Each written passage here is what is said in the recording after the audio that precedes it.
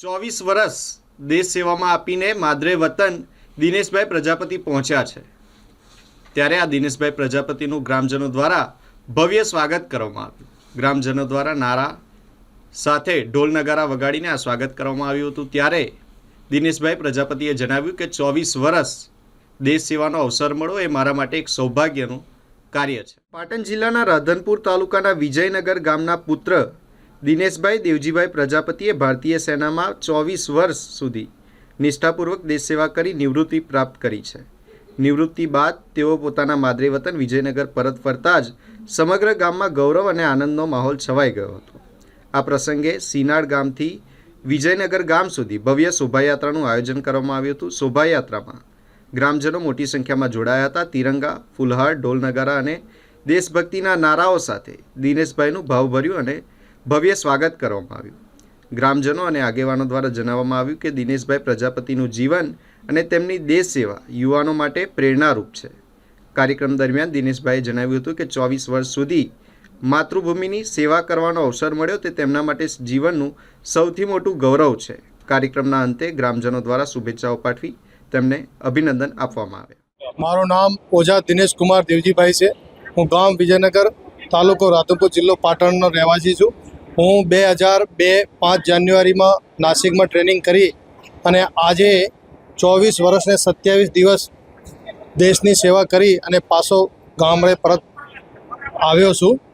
અને એના પછી આવ્યા પછી જે આ પરિજનજનો અને જે મારા સંબંધીજનો અને મારા ગ્રામજનોએ જે મારું આ આદરપૂર્વક જે સન્માન કર્યું છે એ મારા માટે ખૂબ ગૌરવની વાત છે અને મારા ગામ માટે ખૂબ ગૌરવની વાત છે। એનો મને ખૂબ ગર્વ છે। કયા બટાલિયનમાં હતા? કઈ यूनिट वो RT of regiment of RT में सर्विस करता था।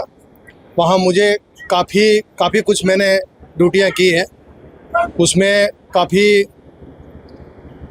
मतलब कि जो भी हमने जो देश के लिए किया है और जो हमारी यूनिट ने किया है वो हमारी यूनिट आज भी आसमानों को छू रही है और काफ़ी और आगे उन्नति करेगी ऐसी मुझे उम्मीद है।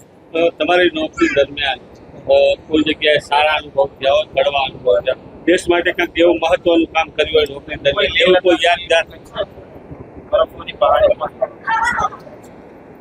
અનુભવ તો ખૂબ ઘણા બધા છે પણ અત્યારે કહેવામાં તો કંઈ એનો વિવરણ કરી શકાય તેમ નથી। છતાં એમ કહું છું કે દેશ માટે કંઈક કરવું એ બહુ ગર્વની વાત છે। તમે તો નોકરી પૂરી કરી પણ બીજા યુવાનોને શું કહેવા માંગો છો? યુવાનોને એ જ કહેવા માગું છું કે તમે ખુદ માટે, દેશ માટે, ગામ માટે અને કંઈક અલગથી કરી બતાવવામાં, દેશની સેવા કર્યા પછી આગળ હવે હજુ કંઈ પૂરું નહીં થઈ ગયું કે ભાઈ ચલો દેશની સેવા કરી, હવે ગામજનોને આના પ્રત્યે દેશભક્તિ પ્રત્યે પ્રેરિત કરવાનું એ મહાન મારું કામ રહેશે કે હવે મારા ગામજનો અને મારા બધા જેટલા મતલબ જે સંપર્કમાં આવતા તમામ જ્યાં સુધી મારી કોશિશ થાય ત્યાં સુધી હું દેશભક્તિમાં જોડાવાથી હું મદદ કરીશ। મારા પતિ દેશની સેવામાં હતા। મેં પણ કહ્યું કે તમે દેશ અને ઘર સંભાળો, તમે ઘરની ચિંતા ના કરશો, હું ઘરની જવાબદારી બધી સંભાળીશ। અને મારું નામ છે વર્ષાબેન। તમારા પતિદેવનું શું નામ અને કયા ગામના?